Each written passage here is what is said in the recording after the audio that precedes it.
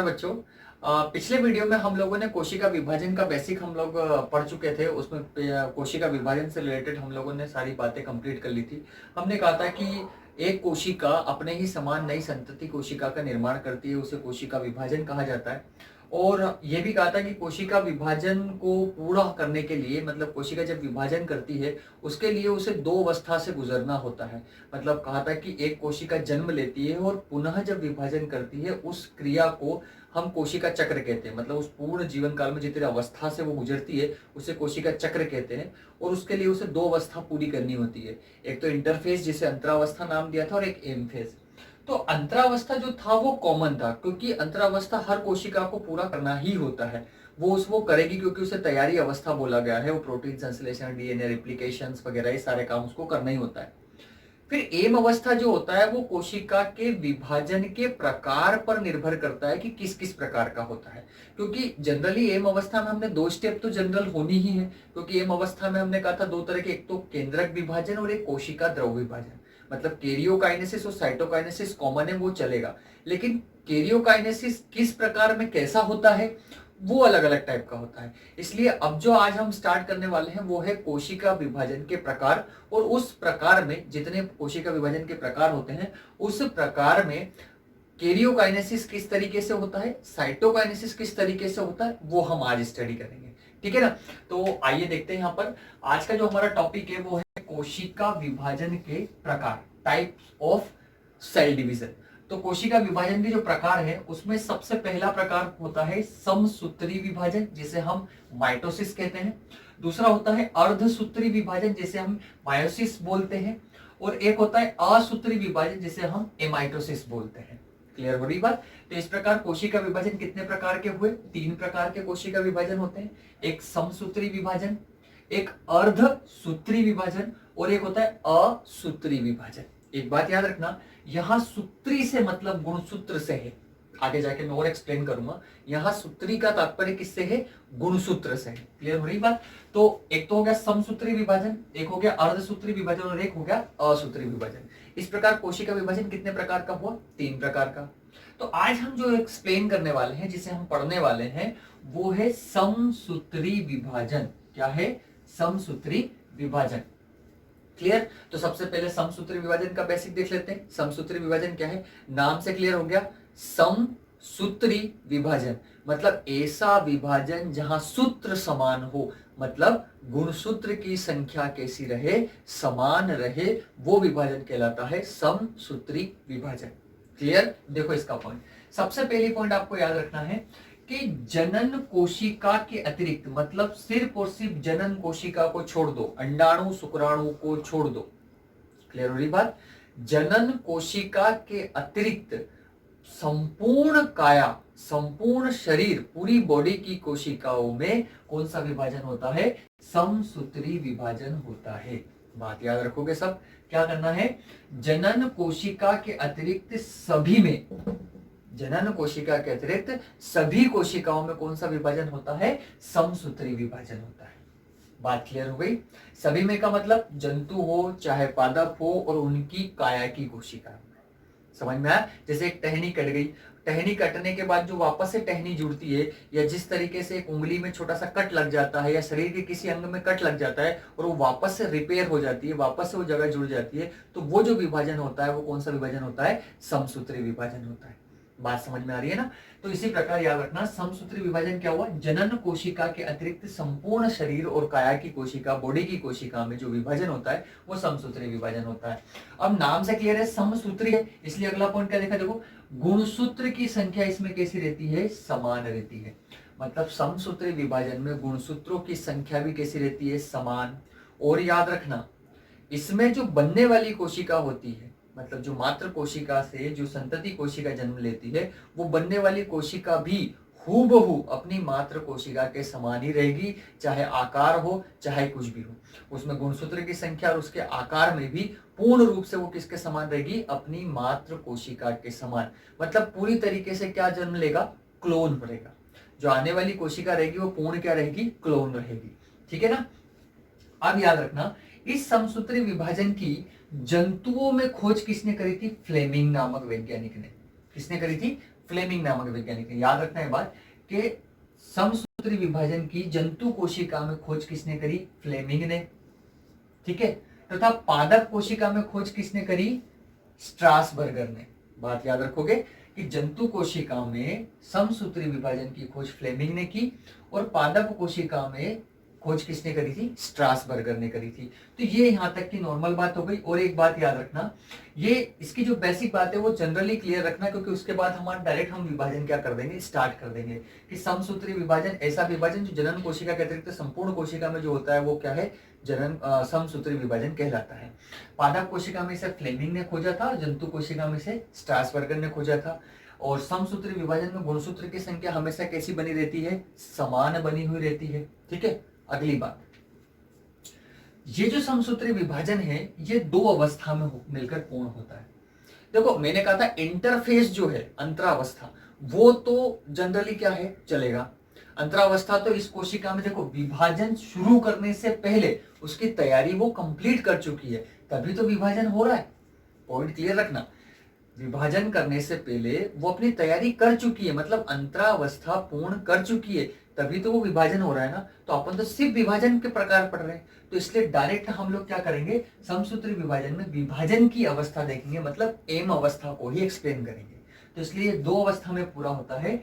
एक तो होता है केंद्रक विभाजन जिसे हम कैरियोकाइनेसिस कहते हैं, और एक होता है कोशिका द्रव विभाजन जिसे हम साइटोकाइनेसिस बोलते हैं। तो वो बाद में देखेंगे, पहले अपन केंद्रक विभाजन देखते हैं।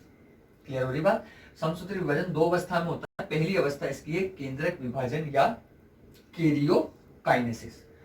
क्या होता है हमने उसमें पढ़ रखा है एम अवस्था में कि केंद्रक विभाजन अगर करना है तो उसे फिर 4 स्टेप में गुजरना पड़ेगा। पहली स्टेप पूर्वावस्था या प्रोफेज, क्लियर हो रही है। दूसरी मध्यावस्था या मेटाफेज, तीसरी पश्चावस्था या एनाफेज, और चौथी अंत्यावस्था या टीलोफेज। ऐसे उसे 4 अवस्था से होकर क्या करना पड़ेगा? गुजरना पड़ेगा। पहली अवस्था ये, दूसरी अवस्था ये, तीसरी अवस्था ये और चौथी अवस्था ये। इस प्रकार से कितनी अवस्था से? 4 अवस्था से गुजरना पड़ेगा केंद्रक विभाजन के लिए। अब अवस्था से कैसे गुजरेगा, इसमें क्या होगा, एक बात बताता हूं। केंद्रक का विभाजन हो रहा तो केंद्रक में क्या होता है? अंदर जो केंद्रक द्रव रहता है उसी में मेन गुणसूत्र की बात कर रहे हैं तो वो पहले क्रोमेटीन के रूप में रहते हैं। किस रूप में रहते हैं? क्रोमेटीन के रूप में रहते हैं।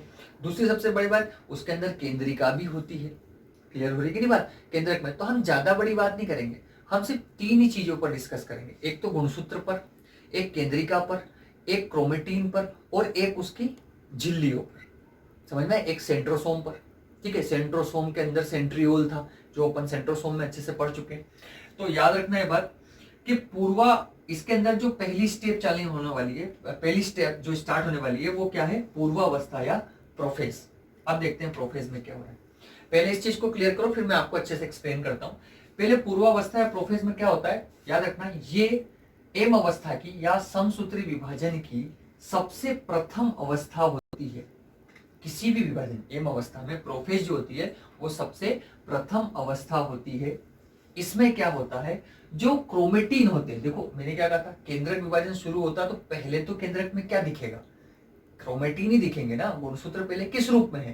क्रोमेटीन के रूप में। और ये बात मैं न्यूक्लिक एसिड जब पढ़ाया था या उस टाइम पे जब हुआ था तब मैंने तुम लोगों को बताया था कि केंद्रक के अंदर जो गुणसूत्र होते हैं, जब गुणसूत्र पढ़ाया तब भी बताया था कि क्रोमेटीन जब छोटे और मोटे होते हैं तो वो गुणसूत्र कहलाते हैं, और वापस से लंबे और पतले हो जाएंगे तो वो वापस क्या कहलाने लग जाएंगे? क्रोमेटीन कहलाने लग जाएंगे। ठीक है, तो अब देखना पॉइंट को।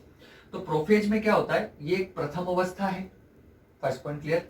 अगला, इसमें क्या होता है कि जो क्रोमेटीन होते हैं वो छोटे और कैसे हो जाते हैं? मोटे। पहले वो लंबे और पतले बिखरे हुए रहते हैं केंद्रक में, फिर वो क्या होते हैं? छोटे और मोटे हो जाते हैं, जिसे क्या कहने लग जाते हैं हम लोग? गुणसूत्र। मतलब ऐसा भी कहो कि इस अवस्था में गुणसूत्र स्पष्ट रूप से दिखाई देने लगते हैं। क्लियर हो गई बात? प्रथम अवस्था हो गई। क्रोमेटीन जो थे वो क्रोमेटीन छोटे और कैसे होने लगेंगे? मोटे, जिससे हम क्या बोलने लग जाएंगे? गुणसूत्र। मतलब इसमें गुणसूत्र क्या होने लग गए? स्पष्ट होने लग गए। उसके बाद देखो क्या होता है, धीरे धीरे केंद्रक की झिल्ली, केंद्रक कला, वो क्या होने लगती है? समाप्त होने लगती है, लुप्त होने लगती है, और साथ साथ में केंद्रिका भी धीरे धीरे क्या हो जाता है, नष्ट होने लगती है, खत्म होने लगती है।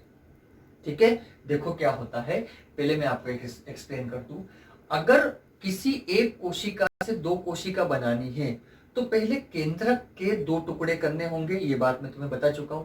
और केंद्रक के दो टुकड़े करने हैं तो पहले केंद्रक के अंदर रहने वाले सामान, जो भी चीजें उसके अंदर पदार्थ पाए जाते हैं, उन सभी मटेरियल्स को भी दो भागों में क्या करना पड़ेगा, बांटना पड़ेगा। और मेन क्या है उसके अंदर, केंद्रिका और क्रोमेटिड्स। ठीक है, मतलब गुणसूत्र, उनके दो बंटवारे होना बहुत जरूरी है, तो वही हम लोग कर रहे हैं। और बंटवारा होने के लिए पहले नष्ट होना बहुत जरूरी है, क्योंकि मकान बनाने से पहले उसको गिराना बहुत जरूरी होता है। तो एग्जैक्टली वही बात है कि जैसे मान लो ये एक कोशिका है, स्पष्ट रूप से देखना, ये एक कोशिका है। इस कोशिका में ये जो है, ये गुणसूत्र छोटे मोटे होके स्पष्ट, पहले क्रोमेटिड जाल के रूप में रहता है, जैसे यहाँ पे बने ना क्रोमेटिड वापस, तो क्रोमेटिड पहले जाल के रूप में, जैसे धागे के रूप में बिखरे रहते हैं। फिर बाद में क्या होता है, धीरे धीरे छोटे मोटे होके स्पष्ट रूप से क्या बनने चालू हो जाते हैं, गुणसूत्र बनना क्या हो जाते हैं, स्टार्ट। करेक्ट।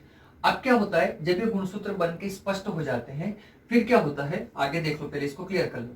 क्रोमेटिड छोटे मोटे होकर गुणसूत्र बनना स्टार्ट हो जाते हैं।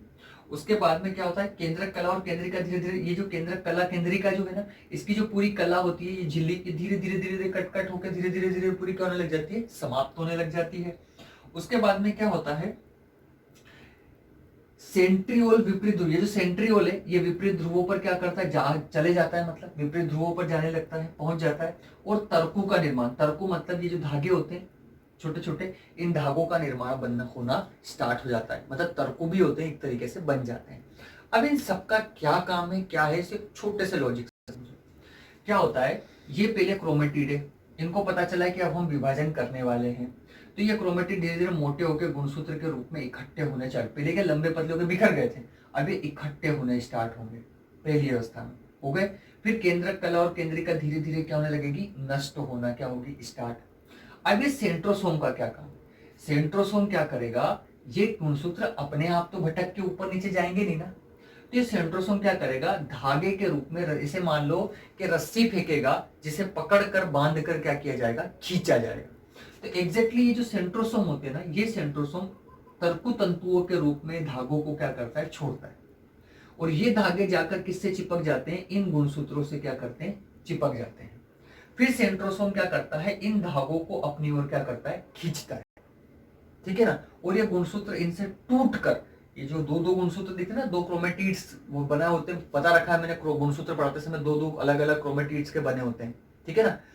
तो ये क्या करते हैं, ये दोनों खींचकर क्या करते हैं, आधे आधे होकर, ये जो पूरे गुणसूत्र है ये आधे आधे होकर खींचकर क्या करते हैं, दो अलग अलग कोनों पर जाने लग जाते हैं। बात समझ में आई। तो वही हम लोग एक एक स्टेप में हम लोग देखेंगे। जैसे यहाँ पर स्पष्ट होने लगे, धागे बने, फिर ये क्या करता है, खींच के लाएगा, तो पहले सारे गुणसूत्र आकर कहाँ जमा हो जाएंगे, बीच में। फिर धागे और जोर से खींचेंगे तो सारे गुणसूत्र इससे निकल निकल कर कहाँ चल जाएंगे, आधे इधर और आधे इधर। फिर ये वाला भाग अलग पहुंच जाएगा, ये वाला भाग अलग जाकर पहुंच जाएगा, और ये वापस से फैल जाएंगे। सिर्फ छोटी सी स्टेप है, होना कुछ नहीं है। ठीक है, पहले गुणसूत्र स्पष्ट दिखेंगे। ठीक है, स्पष्ट दिखने के बाद केंद्रक कला केंद्रिका धीरे धीरे क्या होने लगेगी, खत्म होने लगेगी। ये जो सेंट्रोसोम है, ये सेंट्रोसोम धीरे धीरे धागों के रूप में किसको फेंकेगा, तर्कु तंतुओं को, तर्कुओं को फेंकेगा। ये तर्कु जाकर किससे जुड़ जाएंगे, इन गुणसूत्रों से जाकर क्या कर जाएंगे, जुड़ जाएंगे। और फिर ये सेंट्रोसोम क्या करेगा, धीरे धीरे उन तर्कों को खींचेगा। जब तर्कों को खींचेगा तो ये गुणसूत्र पहले बीच में, फिर आधे आधे होकर दोनों ध्रुवों पर क्या करने लग जाएंगे, जाने लग जाएंगे, और फिर ये डायरेक्टली उन ध्रुवों के पास क्या कर जाएंगे, पहुंच जाएंगे। ठीक है, अब एक एक से स्टेप देखना। प्रोफेज के बारे में जो भी मैंने बताया वही वाली बात। पहले तो प्रथम अवस्था है, जनरल याद रखना है। क्रोमेटिड छोटे मोटे होकर गुणसूत्र दिखने लग जाते हैं, तो ये क्रोमेटिड छोटे मोटे होकर गुणसूत्र के रूप में दिखने लग गए। उसके बाद केंद्रक और केंद्रक कला और केंद्रिका जो होती धीरे धीरे क्या होने लग जाएगी, नष्ट होने लग जाएगी। उसके बाद याद रखना, ये विभाजन की सबसे लंबी अवस्था होती है, याद रखना, ये बात याद रखनी है आपको कि प्रोफेज जो है या पूर्वावस्था जो है वो विभाजन की सबसे लंबी अवस्था है। अब यहाँ पे 2 पॉइंट्स में क्लियर कर देता हूँ। इसके पहले जो हमने पढ़ा था, तो हमने अंतरावस्था में हमने जीवन अवस्था को कहा था कि वो कोशिका चक्र की सबसे लंबी अवस्था है। तो ये क्वेश्चन कभी कभी आता है तो कंफ्यूज कर देता है। कोशिका चक्र की सबसे लंबी अवस्था जीवन है, ठीक है, और कोशिका विभाजन की सबसे लंबी अवस्था कौन है? प्रोफेज है।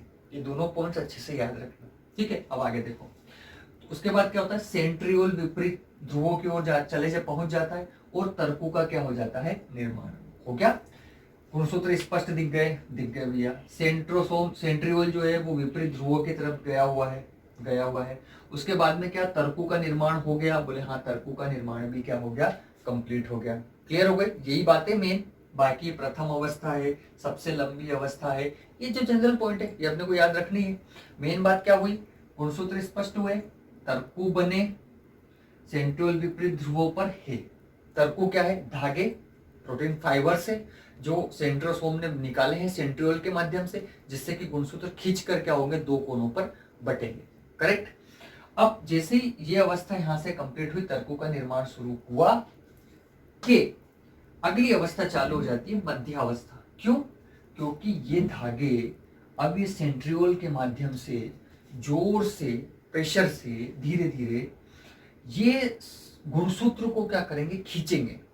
तो गुणसूत्र डायरेक्टली तो जाने नहीं लग जाएंगे ना, पहले सारे बिखरे हुए गुणसूत्र धीरे धीरे आकर कहां जमा हो जाएंगे? बीच में, मध्य में आकर क्या हो जाएंगे? जमा हो जाएंगे। और क्यों जमा होंगे? ताकि ये तर्कु तंतु स्पष्ट रूप से गुणसूत्र के सेंट्रोमियर, मैंने कहा था गुणसूत्र के मध्य में सेंट्रोमियर होता है। जो गुणसूत्र पढ़ाते समय मैंने कहा था कि पिचक कर, दब कर बीच में एक वो बना लेता है प्राथमिक संकीर्ण, जिसको सेंट्रोमियर बोलते हैं। समझ में आई थी ना? बताया था मैंने कि बीच में दब कर, पिचक कर, ऐसे गुणसूत्र में बीच में जो सेंट्रोमियर होता है, इस सेंट्रोमियर से तर्कु तंतु अच्छे से क्या कर जाए? बंध जाए। और दूसरी तरफ तो वो सेंट्रियोल ने बांध ही रखे हैं उसको, तर्कुओं को, ठीक है ना? तो इसलिए वो गुणसूत्र को धीरे धीरे खींचना शुरू करता है और गुणसूत्र को कहाँ जमा कर लेता है? मध्य, बीच में जमा कर लेता है। ठीक है, तो देखते हैं मध्यावस्था। तो मध्यावस्था या मेटाफेज कहते हैं ना। गुणसूत्र कहाँ आकर इकट्ठा हो जाते हैं भैया? मध्य में, जिसे हम क्या बोलते हैं? मेटाफेज प्लेट बोलते हैं। ये इसका बेस्ट कैरेक्टर है। इसका क्वेश्चन भी आता है। क्या आता है कि मेटाफेज प्लेट का निर्माण या मध्यावस्था पट्टिका का निर्माण किस अवस्था में होता है? तो मध्यावस्था या मेटाफेज अवस्था में इसका निर्माण होता है। क्लियर हुई? अब क्या होता है आगे हम देखते हैं। तो मध्यावस्था या मेटाफेज हो गया, गुणसूत्र मध्य में आकर जमा हो ही गए, ठीक है ना। अब क्या हुआ देखो, ये जो तर्कु है, ये जो तर्कु है जो मैंने अभी तुम्हें लोगों को बता दिया, ये तर्कु है, ये एक तरफ तो गुणसूत्र के सेंट्रोमियर से, मैंने कहा था ये तर्कु है, ये एक तरफ तो गुणसूत्र के एग्जैक्ट ये सेंट्रोमियर से और दूसरी तरफ सेंट्रियोल से, ऐसी दोनों तरफ होता है। इसमें भी एक तरफ तो सेंट्रोमियर से और दूसरी तरफ किससे? सेंट्रियोल से जुड़ जाते हैं, बंध जाते हैं। क्लियर हुआ कि तर्कु जो होते हैं वो एक तरफ तो गुणसूत्र के सेंट्रोमियर से और दूसरी तरफ सेंट्रियोल से आकर क्या कर जाते हैं? जुड़ जाते हैं। ठीक है ना। अभी क्या हुआ, यहां तो तर्कु बने थे जो धीरे धीरे इनको पकड़कर, बांधकर, खींचकर बीच में, ताकि इनकी बांधने की प्रोसेस अच्छे से हो जाए, अच्छे से वो सेंट्रोमियर को पकड़ ले। इसके लिए पहले सारे गुणसूत्र को कहां जमाते हैं? लाइन से बीच में। तो समझ में आया ना क्या कहा मैंने? तर्कु जो है वो एक तरफ तो कहां जुड़ गए? सेंट्रोमियर से, ये बीच में, दूसरी तरफ कहां जुड़ गए? सेंट्रियोल से। क्लियर हो गया ना। इसी प्रकार ये क्या करता है कि सारे तर्कु पहले इनको इकट्ठा करते हैं, इकट्ठा करके कहां जमा लेते हैं? बीच में, मतलब मेटाफेज प्लेट बना लेते हैं। फिर ये तर्कु आराम से जाकर इस सेंट्रोमियर से चिपक जाते हैं और दूसरी तरफ सेंट्रियोल से, ताकि परफेक्ट तरीके से ये तर्कु क्या करे? गुणसूत्रों को बांध ले। क्लियर हो गया? परफेक्ट तरीके से किसको बांध ले? गुणसूत्र को बांध ले। ठीक है, यही मेन कैरेक्टर होता है मध्यावस्था में। बस क्या, गुणसूत्र मध्य में जमा हो जाते हैं और जो तर्कु होते हैं वो एक तरफ तो सेंट्रोमियर से, किससे? सेंट्रोमियर से, और दूसरी तरफ सेंट्रियोल से आकर क्या कर जाता है? जुड़ जाता है। अच्छा, इस बात का इस पॉइंट में मध्यावस्था का एक स्पष्ट, एक स्टार क्वेश्चन भी है कि इसी अवस्था में गुणसूत्र की स्पष्ट गिनती और उसके आकार का अध्ययन किया जाता है। क्वेश्चन कभी आए कि गुणसूत्र की गिनती या उसके आकार का अध्ययन किस अवस्था में किया जाता है? तो मध्यावस्था या मेटाफेज अवस्था में किया जाता है। क्लियर हो गया? उसके बाद क्या होता है, ये मेटाफेज यहाँ पर क्लियर हो गया, कंप्लीट हो गया। अब चालू होता है कौन सा अपना? पश्चावस्था या एनाफेज अवस्था। बहुत छोटी अवस्था है, कुछ भी नहीं है इसमें। पश्चावस्था या एनाफेज अवस्था, इसमें क्या होता है? सबसे छोटी अवस्था है और गुणसूत्र विपरीत ध्रुवों की ओर गति करते हैं, या फिर यूं कह दो कि सेंट्रोमियर का क्या हो जाता है, विभाजन। क्या कहा, गुणसूत्र विपरीत ध्रुवों की तरफ गति करते हैं, या कह दो सेंट्रोमियर का क्या हो गया, विभाजन। देखो कैसे, अभी तुमने यहां देखा था कि मध्य में ये जमा हुआ है और यहाँ सेंट्रोमियर से ये तर्कु आकर बंध गया। अब गुणसूत्र ये तर्कु क्या करेंगे, जोर से इनको खींचेंगे, ये इधर से खींचेगा, ये इधर से खींचेगा, तो ये जो सेंट्रोमियर है ना, ये बट जाएंगे और बट कर ये हिस्सा तो ऊपर और ये हिस्सा नीचे, ये हिस्सा ऊपर और ये हिस्सा नीचे, दोनों ध्रुवों की तरफ ये खींचना क्या हो जाएंगे, स्टार्ट। तो जब ये दोनों तरफ की तरफ खींचना स्टार्ट होंगे तो ये प्रोफेज हो गया, ये मेटाफेज हो गया, और ये जो एनाफेज अवस्था है, इस अवस्था में गुणसूत्र जो है वो इस जगह जमा हुआ था, तो यहां से किधर, दोनों ध्रुवों की तरफ जाना क्या कर देंगे, प्रारंभ कर देंगे। एक तो ये इस तरीके से बोल लो, या डायरेक्टली साइंस की लैंग्वेज में डायरेक्ट यूं बोलो, तो कैसे बोल दो कि सेंट्रोमियर का डिवाइडेशन, सेंट्रोमियर का विभाजन होना क्या हो जाता है, स्टार्ट। जो सेंट्रोमियर यहां से बंटवारा हो गया, आधा चला गया ऊपर, आधा चल गया नीचे, ये देखो आधा जा रहा है ऊपर की तरफ और आधा जा रहा है किधर, नीचे की तरफ। तो ये सेंट्रोमियर का क्या हो गया, विभाजन हो गया। क्लियर हो गई, यही कैरेक्टर है मेन पश्चावस्था का, कि पश्चावस्था एनाफेज में क्या हुआ, सबसे छोटी है, कुछ भी नहीं हो रहा है इसमें सिर्फ गुणसूत्र विपरीत ध्रुवों की तरफ जा रहे हैं। लेकिन जब विपरीत ध्रुवों की तरफ जाते हैं तो सीधी सी बात है, ये जो सेंट्रोमियर है ये अपने स्थान से थोड़ा बहुत खिसका होगा ना, तो गुणसूत्र अलग अलग आकार लिया होगा। देखो ना, एल, कोई वी, कोई कैसा दिख रहा है। तो अपन ने कल अगले जो अपन ने स्टडी की थी, अगले वीडियो की, इसके पिछले जो वीडियो जो अपन ने पढ़ा था, उसमें मैंने टाइप्स ऑफ क्रोमोसोम बताए थे। उसमें मैंने अलग अलग टाइप्स बताए थे, जैसे आई आकार का, जे आकार का, एल आकार का। तो इस पश्चावस्था या एनाफेज अवस्था का एक स्टार क्वेश्चन बनता है कि गुणसूत्र की आकृति का स्पष्ट अध्ययन हम एनाफेज अवस्था में ही करते हैं। जैसे जे, एल, वी, इस आकारिक आकृति का जो अध्ययन है वो किस अवस्था में किया जाता है, एनाफेज अवस्था में। बहुत स्पष्ट तरीके से हो सकता है क्योंकि इसमें बंटवारा होता है ना, ये ऊपर नीचे जाता रहता है। तो इस बंटवारे की वजह से क्या, उस अवस्था का अध्ययन जो है, इसकी आकृति का अध्ययन अच्छी तरीके से हो सकता है। चलो, तो ये हो गया अपना एनाफेज अवस्था, ठीक है, बंटवारा हो गया। फिर अंत्यावस्था में क्या होता है, जहां जा रहे थे वहां पहुंच जाएंगे। अंत्यावस्था या टीलोफेज में क्या होता है, ध्रुवों पर जाना था उन्हें, ध्रुवों पर क्या कर जाएंगे, पहुंच जाएंगे। और जो चीज प्रोफेज में स्टार्ट हुई थी, केंद्रक, कला केंद्रिका नष्ट हुई थी, गुणसूत्र स्पष्ट हुए थे, वो सब उल्टा होना चालू हो जाएगा। प्रोफेज के क्या होना चालू हो जाएगा, विपरीत। मतलब जो नष्ट हुआ है वो पुनः प्रकट हो जाएगा, मतलब केंद्रक, कला और केंद्रिका वापस से क्या हो जाएंगे, दिखने लग जाएंगे। जहां छोटे और मोटे हुए थे वहां वापस से लंबे और पतले हो जाएंगे। मतलब जहां क्रोमेटिड से गुणसूत्र बने थे वहां वापस क्रोमेटिन जाल बनना क्या हो जाएगा, प्रारंभ हो जाएगा। ये होता है भैया अंत्यावस्था में। जनरल सी बात है, जो प्रोफेस चालू हुआ था वो वापस से क्या हो जाएगा, उल्टा हो जाएगा। वो ध्रुवों पर जा रहे थे, ध्रुवों पर पहुंच जाएंगे। प्रोफेज में केंद्रक, कला केंद्रिका नष्ट हुई थी, इसमें वापस आना चालू हो जाएगी। इसमें गुणसूत्र छोटे मोटे हुए थे, मतलब क्रोमेटिन, यहाँ पे वापस लंबे पतले होकर वापस क्या बना देंगे, क्रोमेटिन बना देंगे। इस प्रकार ये चारों अवस्था वो क्या कर लेगी, पूर्ण। जहां से स्टार्ट हुआ था वापस वहीं पर आकर क्या हो जाएगा, एंड हो जाएगा। ठीक है, चीजें समझ में आई गई कि भाई ये पहले गुणसूत्र स्पष्ट दिखेंगे, तर्कु बनेंगे, फिर तर्कु आपस में जाकर गुणसूत्र को बांधेंगे। ठीक है, बांधने के बाद ये सेंट्रोमेयर से अच्छे से पैक कर लेंगे, बीच में जमा हो जाएंगे मेटाफेज में। फिर जोर से तर्कु तंतु पकड़ के खींचेंगे, खींचने से क्या होगा, सेंट्रोमेयर का विभाजन प्रारंभ हो जाएगा, विपरीत ध्रुवों की तरफ जाने लग जाएंगे। फिर ये गुणसूत्र क्या करेंगे, विपरीत ध्रुवों की तरफ जाकर पहुंच जाएंगे और वापस लंबे पतले होकर क्रोमेटिन जाल बना लेंगे और ये कला वगैरह वापस आने क्या हो जाएगी, प्रारंभ हो जाएगी। अब क्या हुआ, दो भागों में बढ़ गए, मतलब दो केंद्रक बनने की तैयारी पूरी हो गई। दो केंद्रक, स्पष्ट रूप से केंद्रक का विभाजन हो चुका है। अब क्या होगा, अब इसमें कोशिका का विभाजन होना क्या होगा, स्टार्ट। तो कोशिका कैसे विभाजित होती है, तो उसके लिए हम पढ़ेंगे कोशिका द्रव का विभाजन। ये बहुत सिंपल है, कुछ भी ज्यादा नहीं है। जो एक कोशिका होती है, उस कोशिका में क्या होता है कि या तो कोशिका पट्ट का निर्माण होगा या खांच का निर्माण होगा। कोशिका पट्ट का निर्माण किसमें होता है, पादप में, और खांच का निर्माण किसमें होता है, जंतु में। अब पट्ट और खांच क्या है, सिर्फ इतना सा डिफरेंस होता है कि अगर कोई चीज यहाँ बीच में जमा होना स्टार्ट होती है और यहाँ से जमा होते होते, ये बात अच्छे से याद रखना, यहाँ बीच में रहता है और बीच में से जमा होते होते इधर परिधि की तरफ बढ़ने लगती है और बढ़ते बढ़ते बढ़ते बढ़ते क्या होता है, ये परिधि क्या हो जाती है, नष्ट, और दो स्पष्ट कोशिका बनकर क्या हो जाती है, तैयार हो जाती है।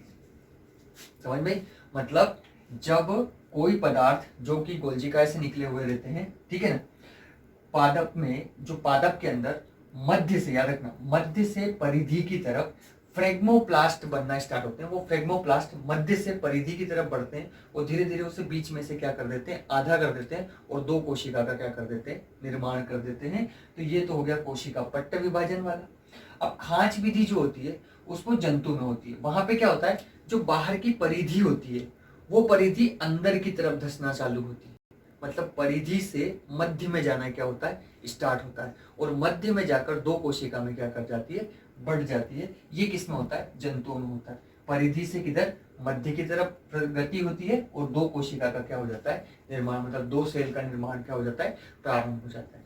तो इस प्रकार हमने समसूत्री विभाजन जो है 4 स्टेप में पूरा कंप्लीट करके कोशिका विभाजन, कोशिका द्रव का विभाजन किया, साइटोकाइनेसिस, दो कोशिका बना दी, पादप में कोशिका पट्टी के द्वारा, जंतु में खांच विधि के द्वारा। इस प्रकार ये सारी चीज क्या हो गई, कंप्लीट। अगर इससे रिलेटेड कोई सवाल या कोई चीज ऐसा डाउट आपको लगता है तो आप कमेंट बॉक्स में